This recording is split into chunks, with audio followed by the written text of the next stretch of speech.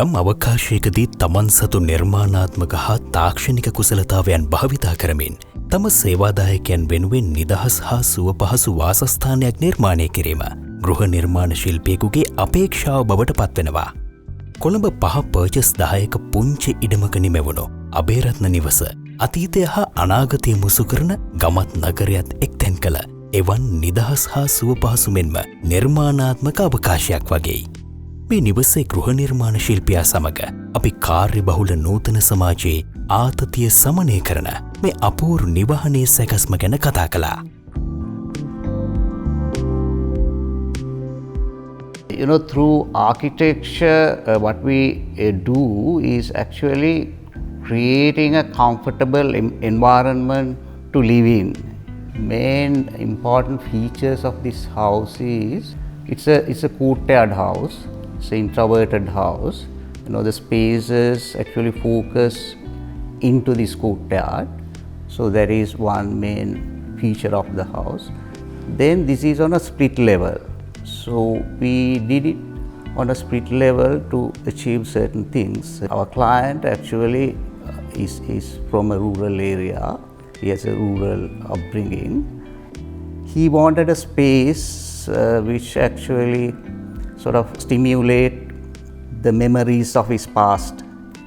So we have to create a space which is relaxing and which reflects the qualitative aspect of a rural house, but in a modern way. It's a modern interpretation of a rural house.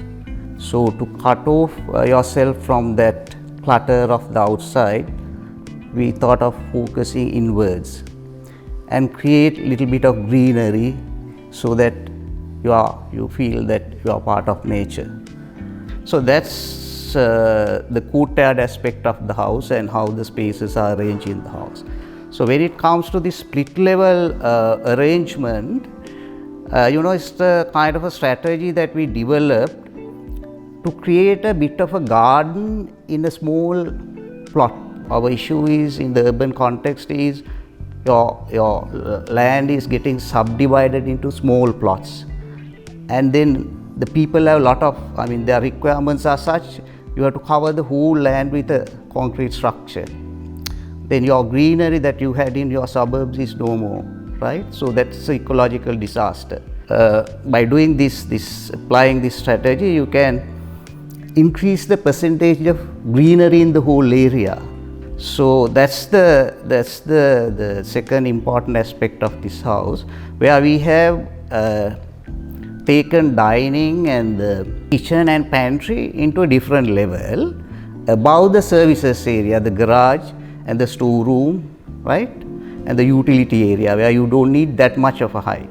So what you do is you split the ground level functions into two and have half of it on a mezzanine level. When we do architecture, we try to create a sensual experience, you know, to stimulate your senses. Then beyond that, you want to give your client, the user, a psychological comfort, right? Then beyond all that, we try to create, through our architecture, we try to touch the spirituality. Actually, architecture is not just a visual thing, it's a multisensory experience, you know.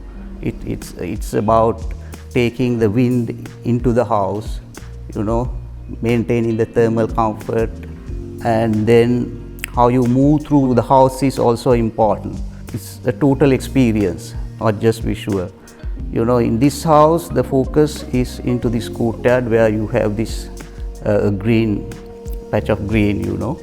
So we try to sort of calm your mind by focusing yourself into this garden and creating this bit of greenery. And also having a courtyard is also very useful to get cross ventilation. When you keep the doors open, the wind blows in, you know. In a tropical situation, that's very essential. Even the use of materials like timber and natural materials also helps to create this multisensory experience. So in this house, we used materials which are subtle. It's mainly cement walls and white plastered walls and timber, nothing more than that. Timber plays a special role in this house. So it's minimum use of materials to complement, to achieve this spatial ambience that we want to create.